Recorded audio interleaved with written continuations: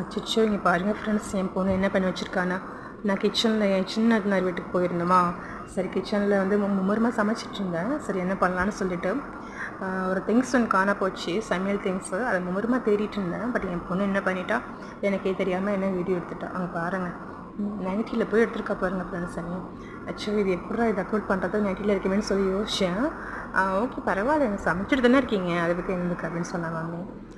என் சின்ன அத்தனார் வீடு ரொம்ப ஹாப்பியாக போய்ட்டு சமையல் பண்ணிவிட்டு ஒரே ஒரு நாள் மட்டும் அங்கே ஸ்டே பண்ணோம் ஃப்ரெண்ட்ஸ். ஏன்னா எங்கள் வீட்டுக்காரங்களெல்லாம் எங்கேயும் ஸ்டே பண்ண முடியாது இல்லையா, அவர் டியூட்டி அந்த மாதிரி. ரொம்ப வருஷம் கழிச்சு கிட்டத்தட்ட ஒரு மேரேஜ் ஆகி ஒரு 10 years பேக் போய் என் சின்ன அத்தனார் வீட்டில் எங்கள் ஹஸ்பண்டோட தங்கச்சி வீடு, அது சின்ன தங்கச்சி வீடு, அங்கே போய்ட்டு 1 day ஸ்டே பண்ணோம். அப்போது அந்த கிச்சன் வேலைலாம் கொஞ்சம் பார்த்துட்டு இருந்தேன் இல்லையா, அப்போ தான் என் பாப்பா பெரிய பாப்பா எனக்கு தெரியாமல் ஷூட் பண்ணிட்டான். Okay bye, thank you.